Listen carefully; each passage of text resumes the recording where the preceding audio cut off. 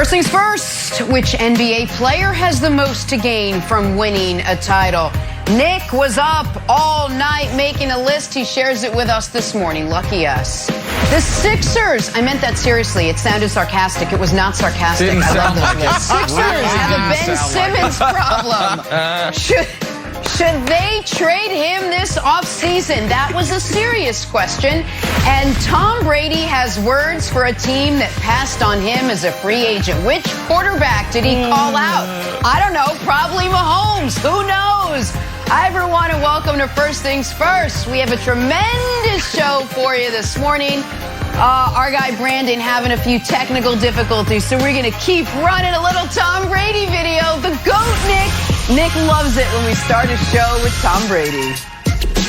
Hey, lucky for us. I'm about to have some technical Lucky for us. It's about to be Lucky Wilds for and us. Jenna. All right. Just the two of y'all. Yeah, exactly. Hey, don't threaten that, Nick. Might come true.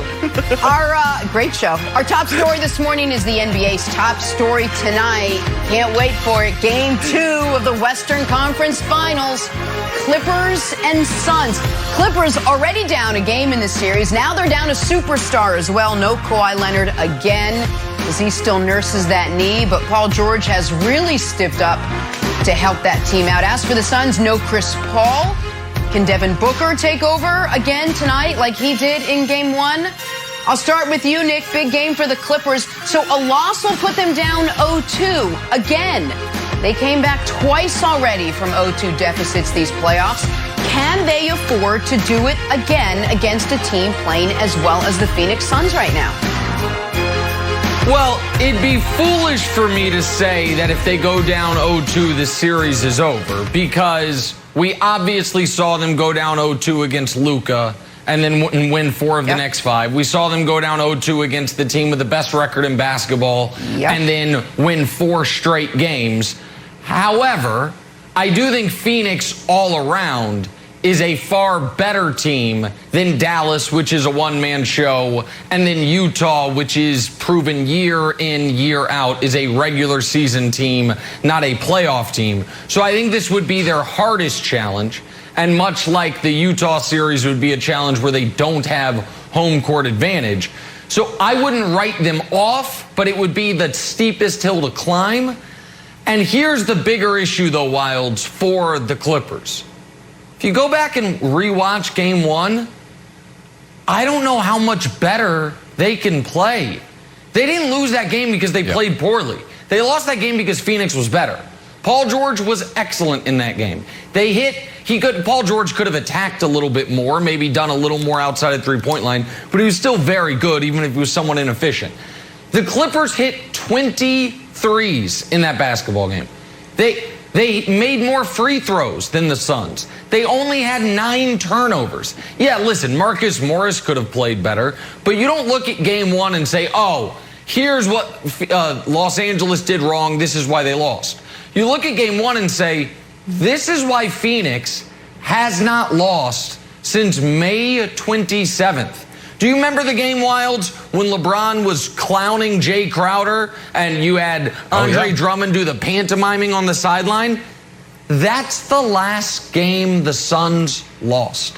It's been nearly a month of playoff basketball. And so I think going down 0-2 to a team that right now through these playoffs has looked like clearly the best team in the playoffs, and if you don't consider Chris Paul's issue an injury, they are the healthiest team in these playoffs, particularly when they get Chris Paul back. So tonight, I don't want to call it a must-win, but damn, it's a need-to-win game for the Clippers for sure. I think it's like it'd be nice to win, but we've been here before and no big deal. I think the Clippers have earned my trust, Nick. Like, we've seen Ty Lue make adjustments as the series goes on. The big question for me is, all right, are you adjusting to a team that you haven't seen with Chris Paul? So now do you have to adjust to a brand new team, and does Ty need 2 more games, at which point the series would be over? And I think so. I will believe in the Clippers to a point. I think firepower is the issue because, yeah, I guess Terrence Mann could have another crazy game, but I actually think that was because of a defensive sort of mind melt from Quinn Snyder rather than, it's a spectacular performance, but I just don't think Monty Williams is going to allow that to happen again. Reggie Jackson, who averaged 11 points in the season, had 24 in game one, and they still lost. He also had 27 to close out the Jazz. He had 22 in the previous game. So Reggie Jackson, we are seeing an extreme version of Reggie Jackson, just like we're seeing sort of like Paul George played his best. But with all that being said, I still don't think it's enough. Well, and I also think we're seeing, and it's a nice reminder after a couple years without it, I think we're seeing the impact for the first time since before COVID of full home arenas. The Clippers absolutely do not come back from 25 down in the second half without Staples Center sounding, I believe, the loudest it has ever sounded for a Los Angeles Clippers game. And you're seeing a Suns team that thus far this postseason has lost the game I'm referring to, or I'm sorry, game 2 of that series against the Lakers. They've lost one game at home, and that was with Anthony Davis as healthy as he ever was, and LeBron knowing it was a must-win. Aside from that, this team has been dominant. Like, the Clippers can feel good about this fact. It was the first game the Suns had played in nearly a month where they weren't up by around 20 at one point in the game. Like, the Clippers were in it throughout. But I just look at what the Suns did, and I say, do I think Devin Booker can go for around 40 again? Yes, I do. And do I think that the Suns will be better when Chris Paul gets back?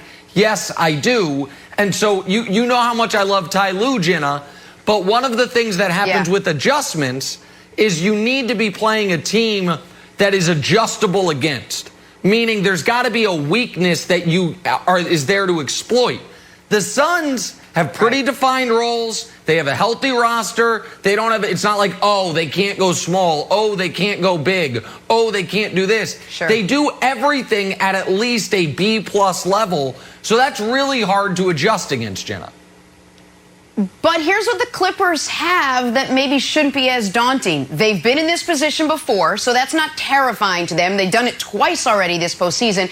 And they have the one thing that you talked about, which people aren't really talking about, is the importance of Ty Lue and how he keeps everything steady.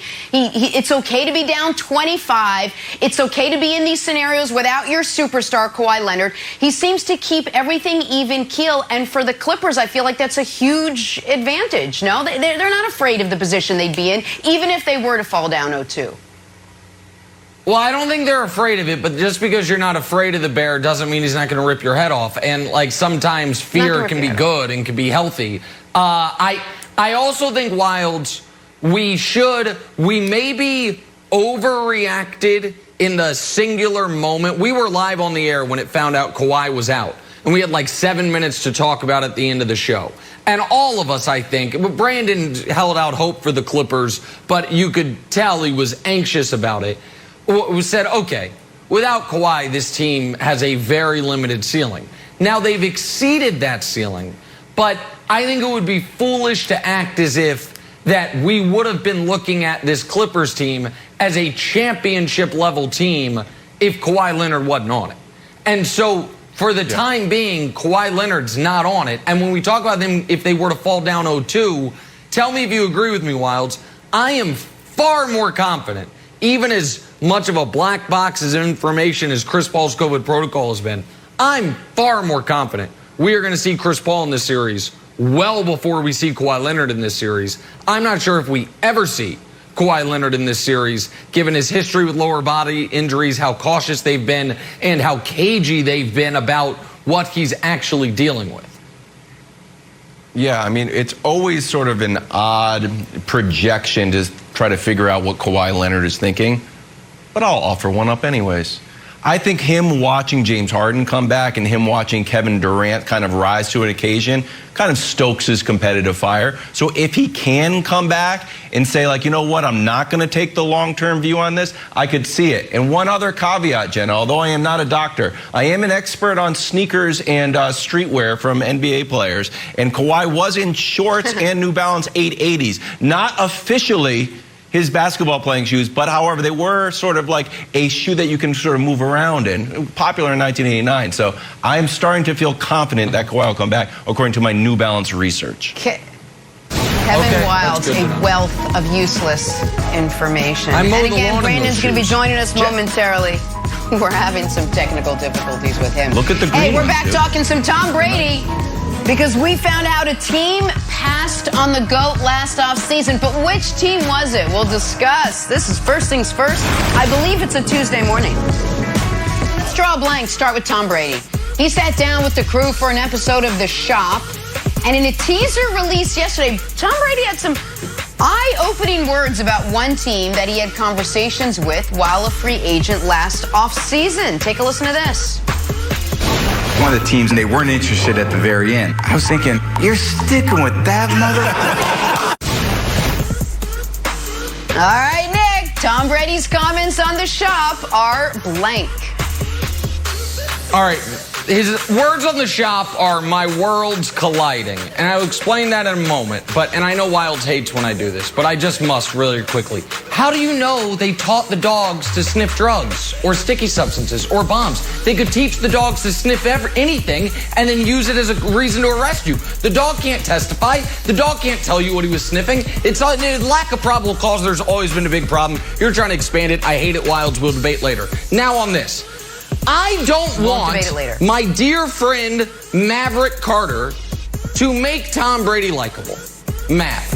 People think LeBron and I have a relationship. We don't. Like, he's my favorite athlete ever, and we're friendly, but we don't have a real relationship. Mav and I do. This is Mav's show, and I feel like it is a personal attack on me. Because Mav and I talked a lot about the Super Bowl, so like he knows how painful this entire ordeal has been. And now he's getting Tom Brady in the shop with his face glistening, cursing, and everyone's gonna be like, oh, regular man Tom Brady. Look at him hanging out. I don't like this. I don't like this at all.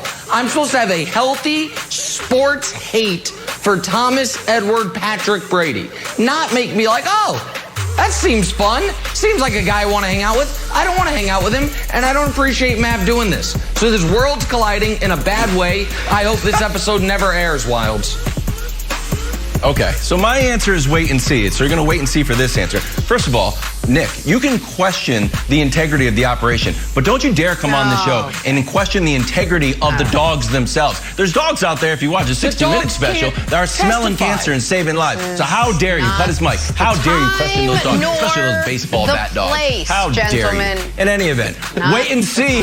Wait and see is my answer. Look, it's a great trailer, but I am not going to judge the GOAT on a cut-up trailer with a lot of cutaways to Kid Cudi, cutaway, no pun intended, and Draymond. I want to see him straight from the GOAT's mouth and just nice and easy. I don't know what he's talking about. I don't know if he's talking about Jimmy Garoppolo. I don't know if he's talking about, a vitamin supplement that Alex was going to introduce into the TB12 line, but he wanted to keep an old supplement, and Tom Brady's like, you're going to stay with that supplement? I don't know. And I'm just going to wait. I'm not going to make any judgments on the trailer.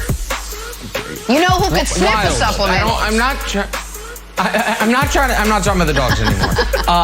Wildes is so wrong, it's embarrassing for him. I'm not trying to embarrass you here, Wildes. But this was a Tom Brady quote, not LeBron. So when you say straight from the GOAT's mouth, see the GOAT, all these things, it's not LeBron talking. It's Brady. You're confused. You walked right we could into show that, the video Wildes. again. Are you confused? We broke the format for that. We broke the format for that. It's supposed to go from Nick in to your me to Jenna. fancy sneakers. Your fancy sneakers from the 80s. You walked right in there. Yeah. Back to basketball now. All eyes on Ben Simmons after the Sixers' shocking second-round exit. Doc Rivers still a believer in Ben, despite some interesting comments he made about him after Game 7. Here was Doc yesterday. I'm positive in Ben. I'm very bullish on Ben still. But there's work, Mark. There is. And Ben will be willing to do it.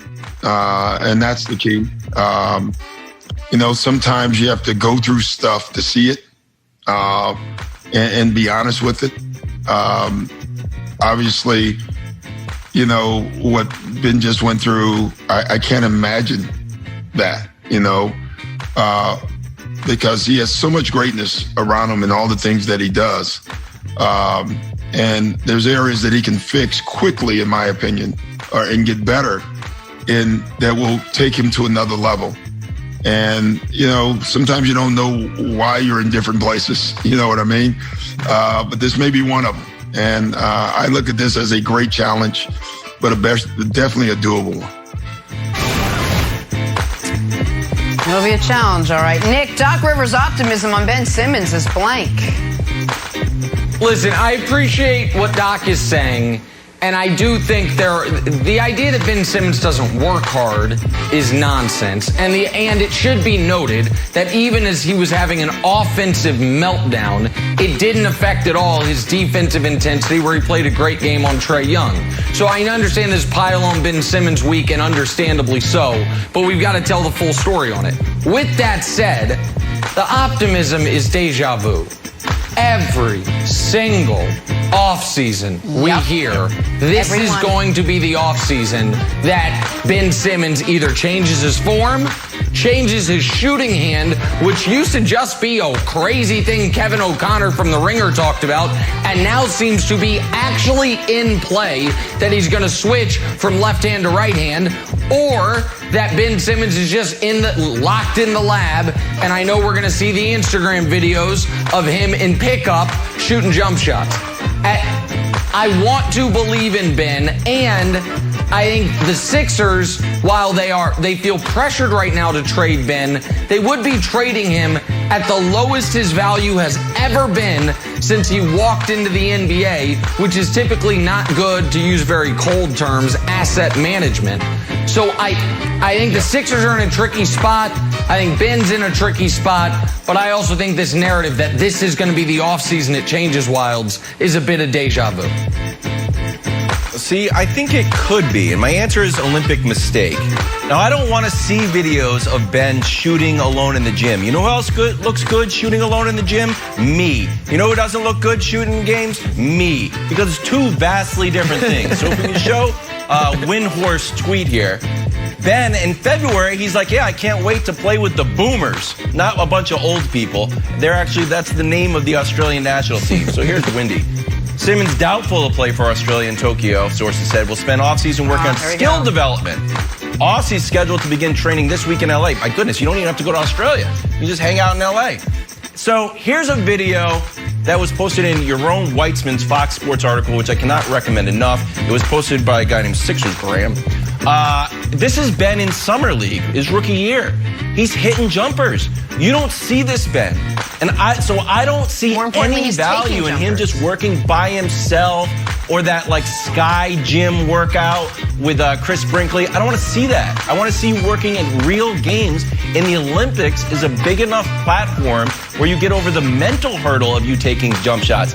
Besides just the physical, whether you're shooting with your left hand or right hand. I want to see you in game. So I hope Ben reconsiders going to the Olympics. Also, I put a lot of money on the Boomers, Aussie Olympics. I put a lot of money on the Boomers tonight, so come on, Ben. I'm going to send it back to you in a second. Wilds, a little weird and wonderful.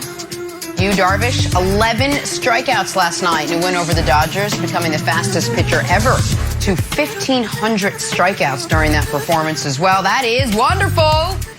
Kevin Wilds, what else you got for us? Well, we're going to head over to the weird. The rarely used, wherever this cam is, catches Alex Kirilloff stealing second. Kind of stealing, nobody's there. Here's the real hero of this, Tommy Watkins, first base coach. Here's the GOAT, not the good GOAT, the bad one. Joey Votto, who's not paying attention at all. Just take off, nobody's there. So great job, Tommy Watkins. The rare first base coach highlight. Moving on to the wonderful, we're back to Mr. DeGrom, who has no substances on him. Great catch. It's a quick developing play, quick highlight. fantastic play. And then finally, 101. we're going to go back to the weird. Javi Baez is just a normal play, 2 outs. No, there's not 2 outs. There's 1 out. Javi Baez thinks there's 2 outs. So did I. I'm also going to get benched. Because Javi Baez just heads to the dugout. No, buddy, you got to be at first. What do you want me to do? Well, I'll tell you what you do. David Ross ends up benching you. So remember, folks, no matter what level of baseball you're at, you got to know what outs you are. Now, some could argue if you had Tommy Watkins there on the first base side, he would say, like, hey, Javi, remember, not 2 outs, only 1. So remember what the big raise coming for Tommy Watkins' future. And Jenna, that's the weird and wonderful from the national pastime. They should have benched Tom Brady when he thought there were 4 downs. I feel like that's never going to happen. Back talking who's got the most to gain from winning an NBA title. Nick's got one of his lists cooked up. It is next. This is First Things First. Back here, First Things First. We're talking titles. Judy Blume had a couple of good ones. Nick also has some good ones, his of the NBA sort. Nick, at the start of the playoffs, you put together a list of players. That was off the top of my head, because if I wrote that in a script, it would have been kiboshed. You put together a list of players who have the most to gain by winning a title this year. You want more of me, not less. Just admit it, Nick. And it sparked a great conversation, a very disjointed introduction. This introduction is going so well, I'm going to keep reading. How does that list now stack up with who is left in the postseason? My best show ever. Okay, so I'm not sure if we're going to show what the original list looked like, but it's a lot of guys who are now gone. And by the way, it also was some guy, I'll just admit it, in Trae Young, who did not make it purely because I said, listen, a guy like Trae Young or John Morant, their team has no chance of winning the title, so I'm not including them. Well, there's 4 teams left. Trae's still there, so now he's on the new list. We've got 8 guys. Let's show the bottom 4 first. 5 through 8, and we'll go through them quickly. Number 8, Nate McMillan. A coach makes the list. Brandon said it yesterday. He's right. 35 and 15 since taking over. Could he be on the Ty Lue trajectory of being hired mid-season interim coach, winning the title? This is his 10th playoffs. Only the 2nd time he's actually advanced past the first round. They're already to the conference finals. Number 7, Chris Middleton. He was a 2nd-round pick and a G Leaguer. He could now be in Milwaukee history, legendary as the number 2 option on champion. Number 6 on the list, another coach, Ty Lue. Here is the full list of coaches. It's a long list, so give me a moment. To win titles with 2 teams. Alex Hannon, 1,000 years ago. Pat Riley, Phil Jackson. That's the list. In modern NBA history, nobody has ever won titles with 2 teams unless Shaq was on one of those teams. Ty Lue could do it this year, become just the 4th coach ever to do it. And then Devin Booker. Devin Booker, who was labeled good stats, bad team guy, scored 70, no one cared, now could be the leading scorer on a champion. And now to the top 4 and what a championship would mean for each of these 4. Coming in at number 4, may we reveal it, please? It's exciting. Can't wait. Show it to America. Paul George. Wow. He locks up the Hall of Fame. You might say he's not in already. Well, he has only 1 first or second team All-NBA, 7-time All-Star. They win here, locks up the Hall of Fame. I think he'd get a sports movie if he wants it. Lives in LA, you know the trajectory. Conquering hero comes home, suffers immense failure. Everyone doubts him. And then, when things look hopeless, when his co-star goes out, he rises to the occasion to heights never seen before. That's a great sports movie. Not sure who would play Paul George. We can talk about that in production. And then, it is the greatest social media vindication ever. All the pandemic P, way off P, playoff P tweets, many of which sent by me, will have to be blasted into the sun. Paul George, number 4. Number 3, most to gain on this list, the man who I said did not initially even make the first list because I didn't give him a chance. Trae Young. This would be the best playoff debut ever. It's like, oh, better than Magic? Listen, Magic averaged 18, 11, and 9. Had the amazing Game 6 of the finals without Kareem. But the 15 previous playoff games, he did have Kareem, who was the best player in the league, scoring 32 a game in those postseason. This would be better. I hate to say this, and I hope my son's not watching in Slovenia, but if they win the title, Trae Young's the best young player in the league. That's just how this is going to work. Sorry, Luka. Love you, Luka. You're going to win multiple MVPs. If they win the title with Kevin Huerter as his number 2 option in the closeout Game 7, he's the best young player in the league. And Atlanta athletes. Hey, Deion Sanders. I mean, that's move over. Our friend Mike Vick. Move over. He becomes the second greatest Atlanta athlete ever. What? Oh, you disagree, Wilds? We can argue about it. Behind only Hank Aaron. That's a fact. Atlanta don't have bunch championships. That's just what it is. That's what Trae Young has to gain. Number 2 on the list, the point guard, Chris Paul, cements himself as a top 5 point guard ever. It would go Magic, Oscar, Steph, Isaiah, Chris Paul. That would be your list. There's no argument would be anymore about Stockton, Kidd, Nash. I consider Iverson a shooting guard, but even if you consider him a point guard, Chris Paul vaults ahead of all of them. He saves the mid-range game. Oh, there's a rough potential 6 weeks for the analytics community. First, their conquering hero Nikola Jokic can't get out of round 2. Then their greatest defensive player ever, Rudy Gobert, gets annihilated in round 2. And then all of a sudden, Chris Paul says, oh, don't forget about me. You built the whole defense to stop the threes and layups. What if I'm the greatest mid-range shooter of my era? And most importantly, vindicates me and my MVP vote. Appreciate you, Chris. And then number 1, the guy with the most to gain from a championship, Giannis. This to me is undeniable and inarguable. I don't know if people will give it to him, but he will be able to claim, I'm the best player alive. You guys think it's, you guys are saying it's Durant? Well, I just beat him in Game 7 in his building and scored the most crucial bucket of the game on him. So I actually think it's me. Again, I don't know that I'll agree with him, but he could claim it. List of guys with 2 MVPs and a finals MVP. How's this work for you? Kareem, Michael, Wilt, LeBron, Moses, Bird, Magic, and Duncan. And I'm going to include Bill Russell on it because he didn't win the finals MVP, but it's named after him because they didn't give it then. So add Russell. Giannis would add himself to that list. And then moves into the top 25 all time. He would vault past the group of guys like Pippen, McHale, and Gervin. He would go past even Ewing, Stockton, Russ, and AI.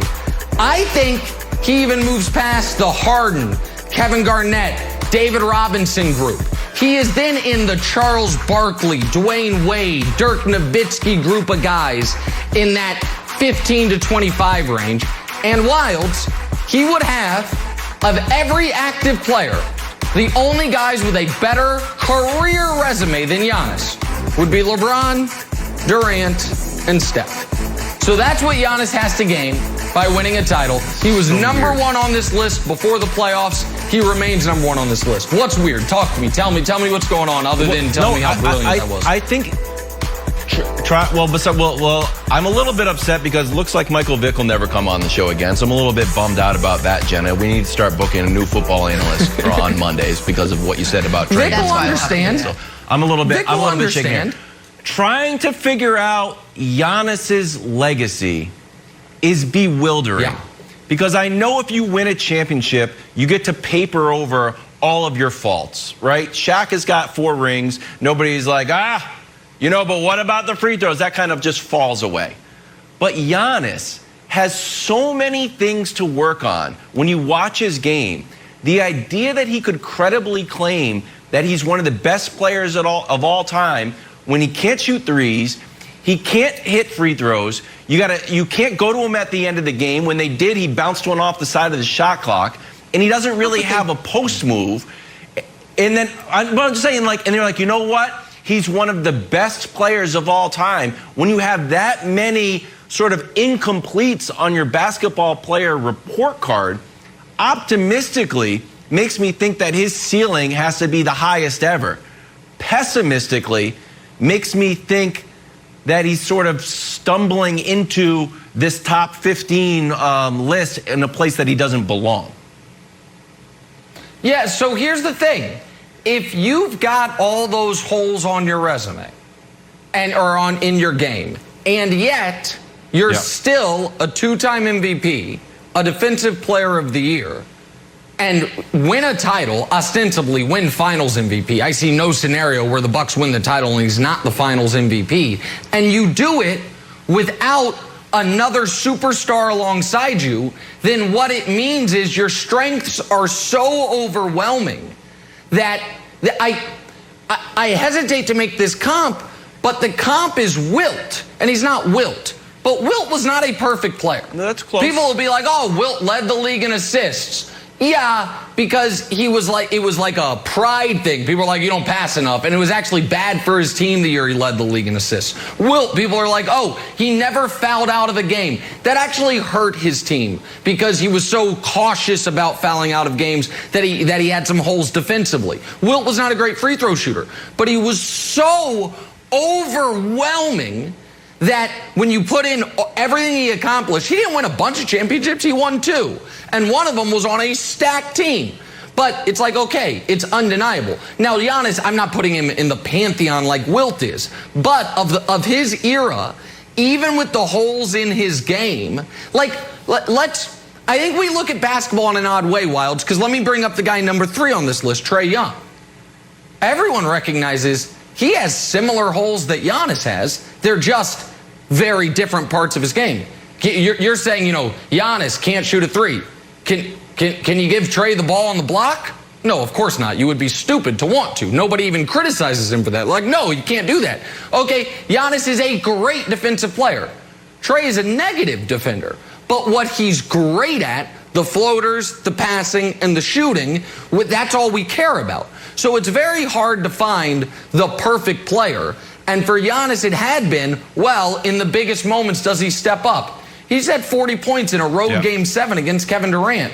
And he did, while they didn't, he missed the game winner in regulation with 1 second left. With 1:10 left, he put Durant in the torture chamber on the block and made a baby hook that tied the game and saved their season. So I don't think he's a perfect player, but when you look at the resume, I don't know how you could argue after that a guy, who's an example of a guy I said he would jump ahead of? A guy like Patrick Ewing, who was a more complete player. Patrick Ewing would not have been better than Giannis. And Ewing's what, like the 33rd greatest player ever? Something like that? Like, he goes ahead on that list. So, to me, that's where it's at. I also know, I don't know if we have time to get into it here, the Booker Chris Paul thing, since you're wearing your Suns colors today. Yeah, that's what I want to talk about. Struck you as intriguing. Thank you. Suns are 4. No, so when we look back at these championships, I think narrative-wise, we give the championship to one person. Sort of one person is on the VHS tape you get of the championship season. Whether it was Kawhi in Toronto, and as great as AD played, that was LeBron's championship. As great as Kyrie played and hitting the game when he got, that was still LeBron's championship. I think the last Warriors championships were sort of KD's, maybe the earlier ones with Steph. What do we think about if the Suns win, if Chris Paul plays effective and efficient, but doesn't overwhelm you? He gives you like 17 and 12 and like no turnovers. But Devin Booker goes crazy. Do we view this championship as Chris Paul's championship, or do you think we end up viewing it as Devin Booker's? I think Devin Booker would have to go crazy on the level of Dwayne Wade 2006. So that is remembered as Dwayne Wade's championship because of what he did in the Final 4 games. But those Final 4 games match up historically great against the best finals Jordan ever played, the best finals LeBron ever played. Dwayne Wade had one of the greatest NBA finals ever, which is why we remembered his instead of Shaq's, when Shaq was the best player on that team for the first 2 years he was there, the year before and that year. He almost won the MVP one of those years. Shaq was the best guy, but in the finals, and Shaq was more in the Chris Paul role. Like, oh, we're bringing this guy in to take us over the top. So I think if Booker is very, very good in these finals, but not historically overwhelming, we are going to say that's Chris Paul's title. Like, not that Devin Booker doesn't get it, but you know what I mean. That Chris Paul was the pushing force. Now, what could change that is if Chris Paul misses the next 10 days instead of the next 2 days and the Suns still look dominant. Like, that is the one, fly in the soup that I'm not really considering is what if they make the finals in a series Chris Paul does not play in at all? I don't think that's going to happen, but that's a similar thing with I don't have Kawhi on this list because I don't know if and when Kawhi's coming back. Like, I feel like I know Chris Paul's coming back soon, Jenna. You know what would be better? If Nick was more passionate about the list of players who have more to gain from winning the title. Back talking the Brooklyn Nets. Should they be the favorites to win the title next season? Should they? We'll discuss next. First things first. Stick around. Back here, first things first. All right, Brandon's going to join us shortly. He's still having some technical issues, but we're working to get him back. We miss him, but we've got NBA champ Steven Jackson with us right now. We don't have to miss him anymore. He's with us. Steven, good morning. So let's talk some Brooklyn Nets.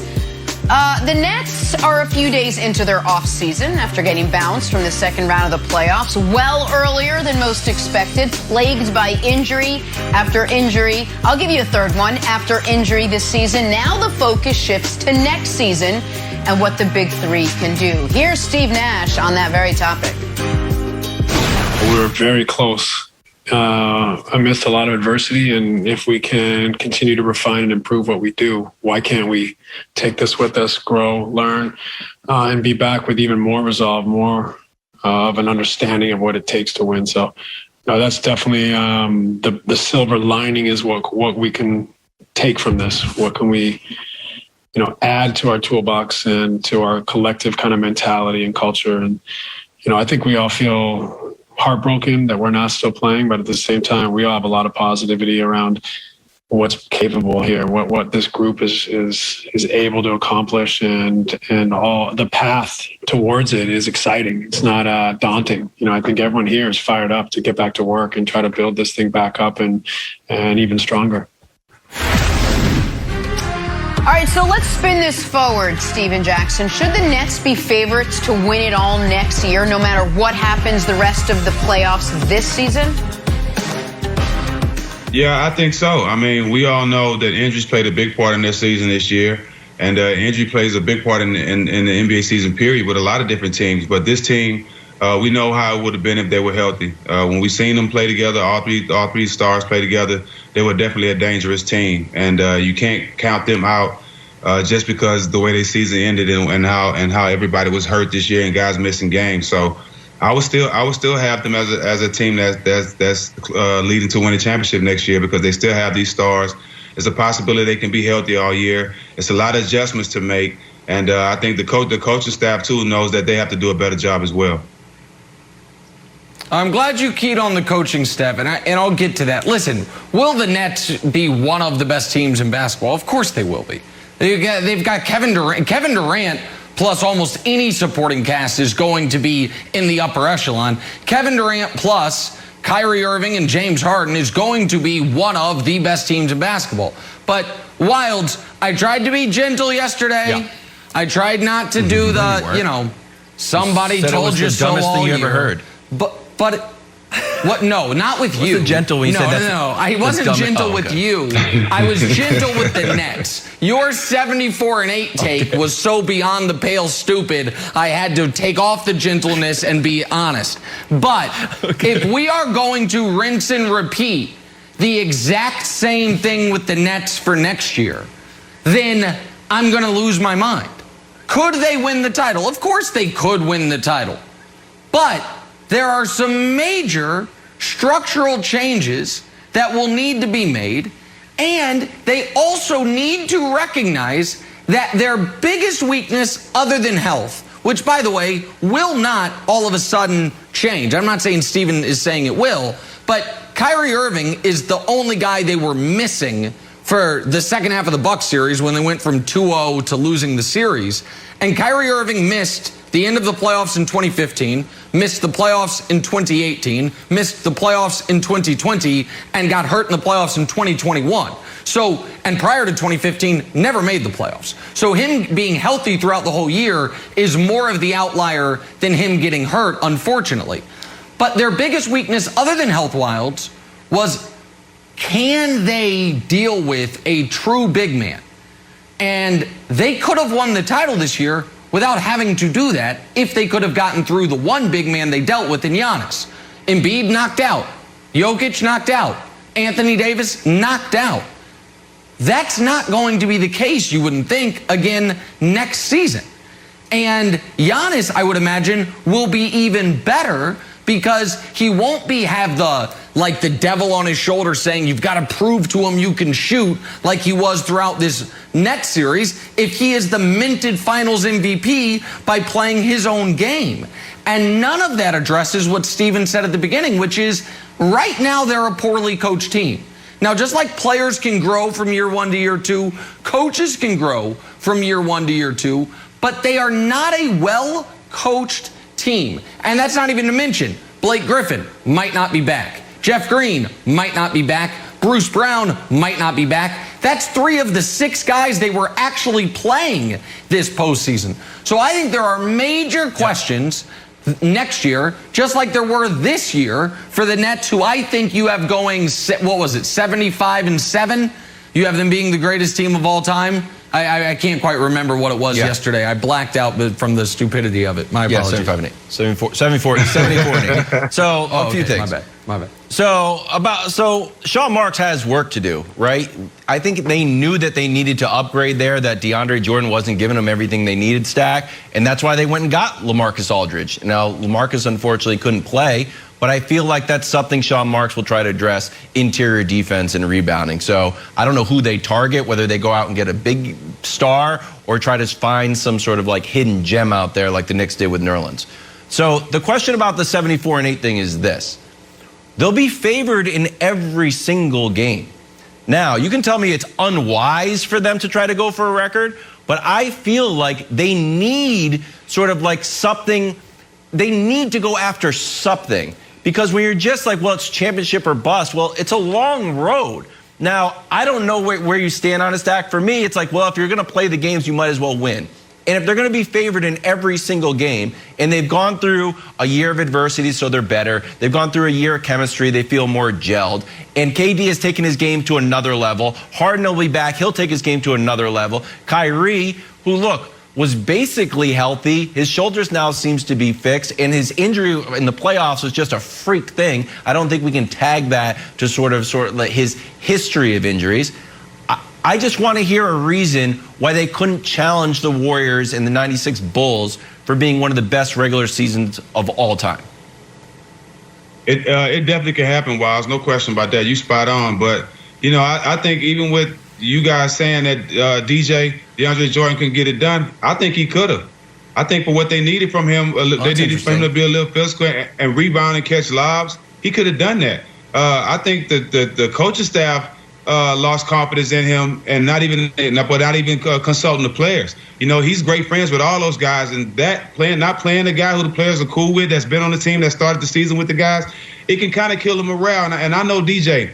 He went from standing up clapping to sitting there and wonder why he wasn't playing. And a lot of basketball players around the world are asking that same question: why was he playing? But this team, they went through a lot this year. But you looking at coaches like D'Antoni, he wasn't good at making adjustments. So Steve has to really look at his coaching staff and see, can he rely on them to help him make in-game adjustments during this season. But as far as the roster, they need to bring Jeff Green back. We got to stop calling guys like Joe Harris knockdown shooters, that guys that can make shots in the regular season but can't make them in the playoffs. So like you said, they got a lot of stuff that they need to fix in order for them to reach that goal. But can they do it? Yeah, they can do it.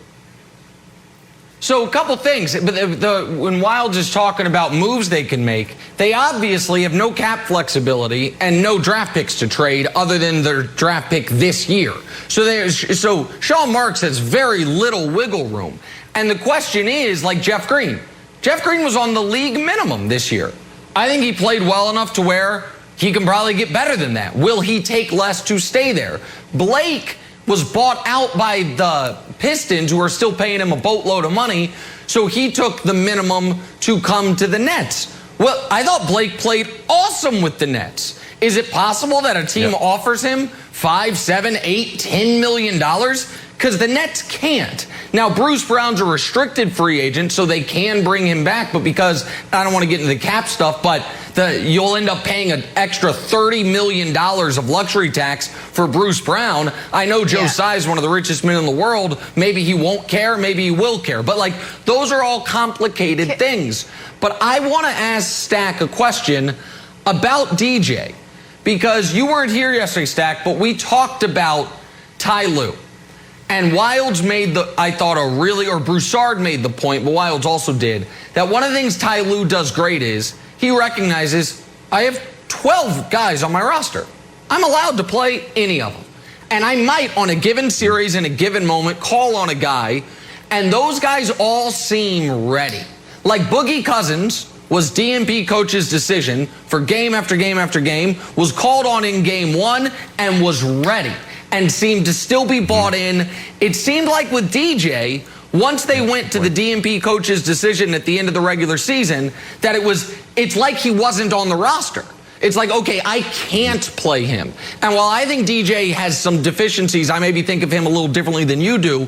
In this particular series, I think he could have been useful at times. Bucks weren't hitting threes. They were killing him on the inside, killing him on the glass. And it's like for the coaching staff with Brooklyn, it was, no, we can't go to DJ.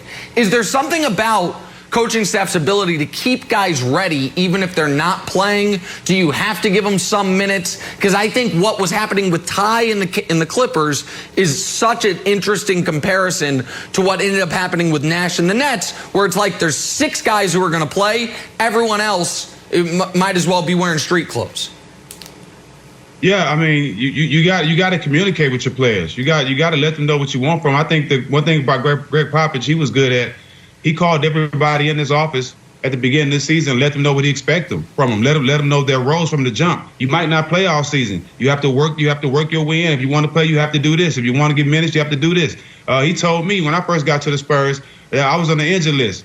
You play defense, and you play defense first, and think about that only. You'll get playing time. I ended up starting on the championship team because I took his advice and I knew what he wanted from me.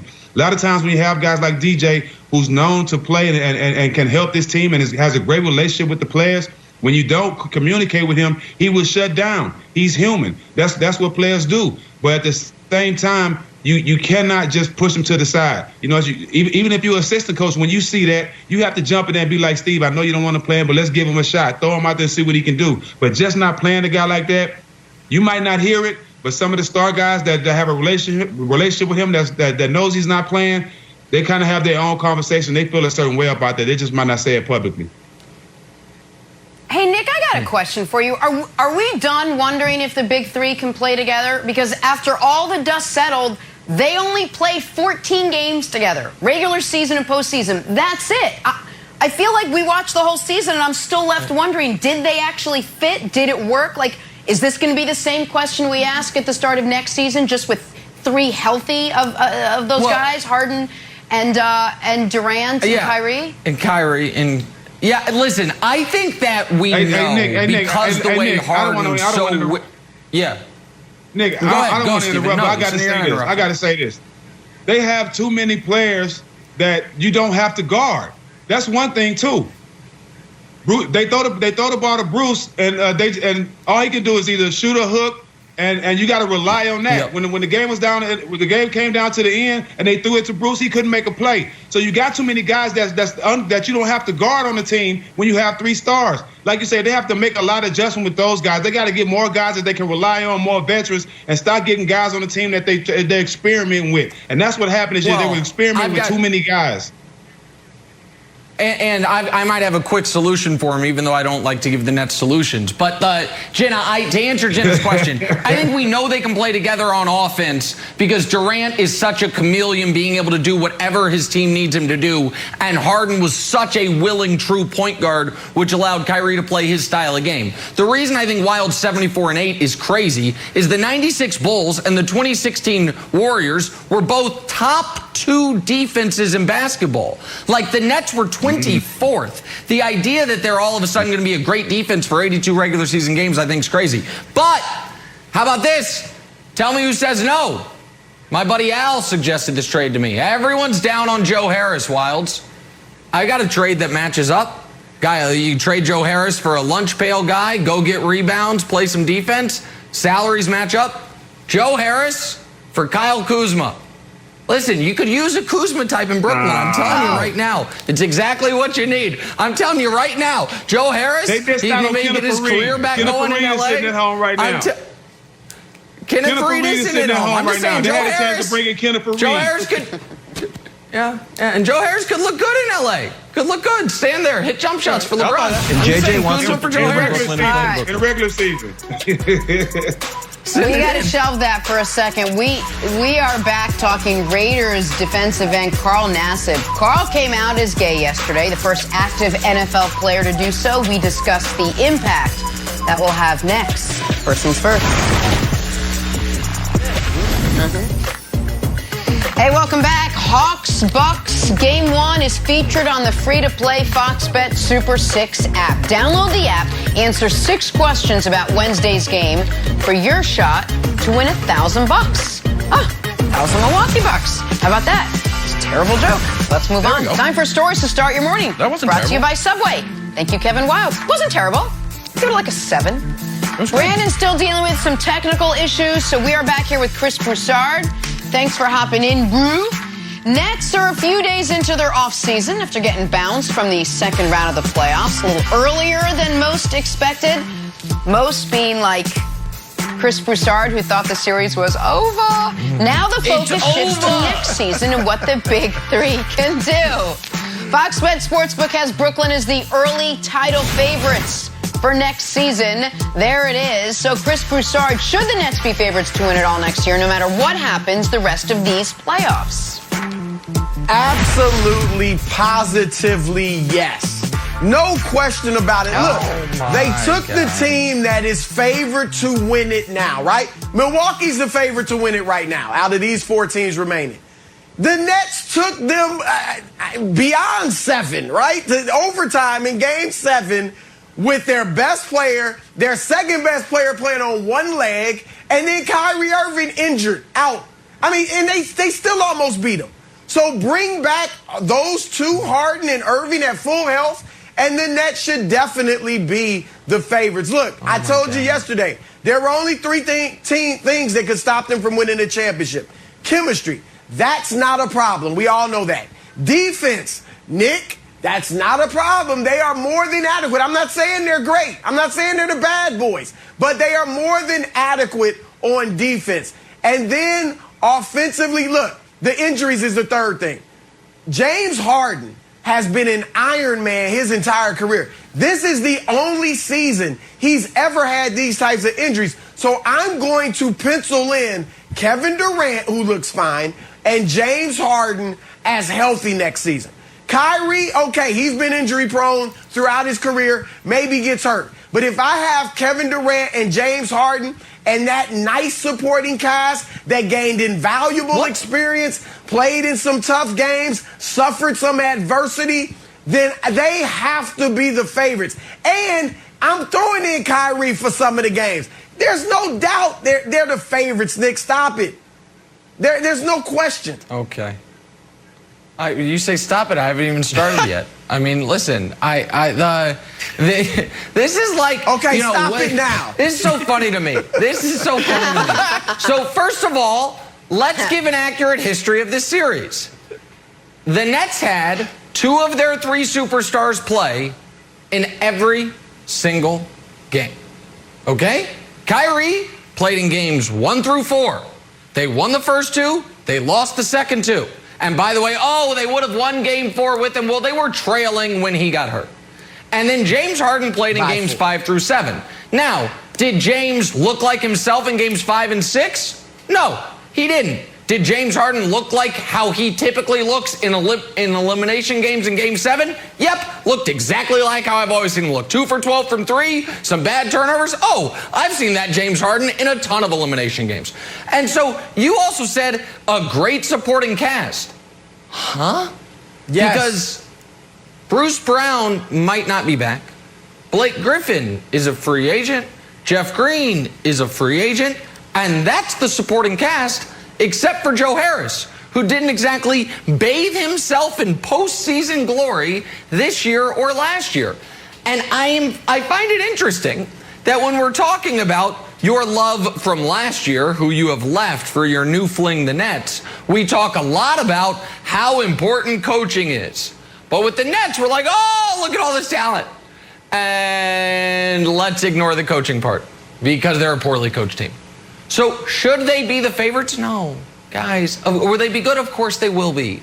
Can I rely on them to be healthy? No.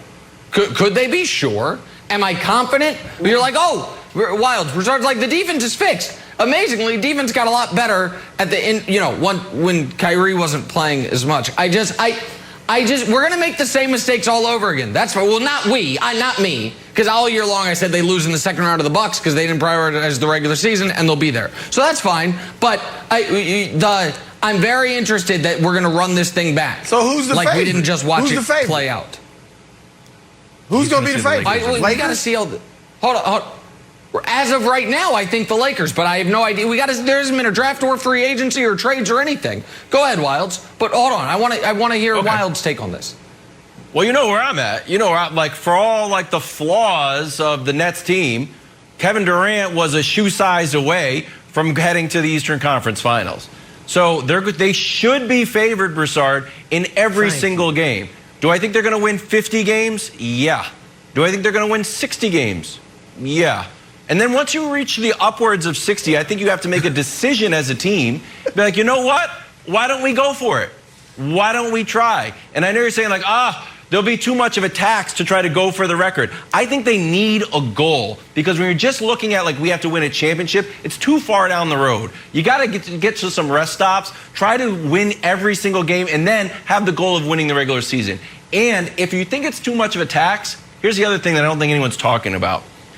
This sort of public complaining about the lack of rest and LeBron, it came off as kind of an I told you so, that will have an effect on the league.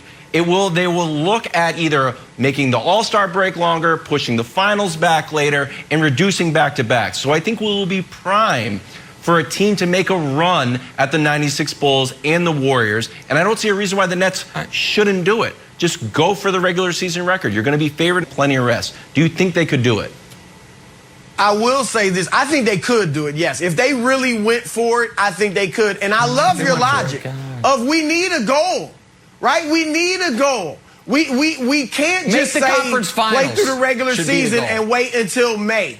That's going to be too boring for us. So I agree. I love the logic, but here's the problem. They won't do it. Kyrie's not built that way. I'm not sure KD is built that way. I just don't think they're going to go for it. If they did go for it, they could get it, I believe. But they won't go for it. Yeah. They will. What I'd like to see happen, though, is they win the championship next year, and then the following year you go for it. Because it would be great. They need to do something that hasn't been done. Do something that hasn't been done. If Durant wins past LeBron, do that. Win the title. 74. Here's what hasn't been done. Make the fight. It's 2 years into it. Won one playoff series. But this is again. That's just an undeniable fact. Have you ever heard of injuries, Nick? Don't belittle the injuries. Yeah, have you ever heard of an NBA season that doesn't have them? And folks can say they are a Kevin Durant toenail away from winning in Game 7. That's fine. They are a Giannis fumble away from losing in 6. So we can play this what if. They lost. We're now in year 3. They won't have as much veteran help next year, but I'm excited for it. Steve Nash, I'm sure, will push all the right buttons. I'm excited for it. Run it all back next year. Broussard, thank you for stepping in. We got to go. Undisputed.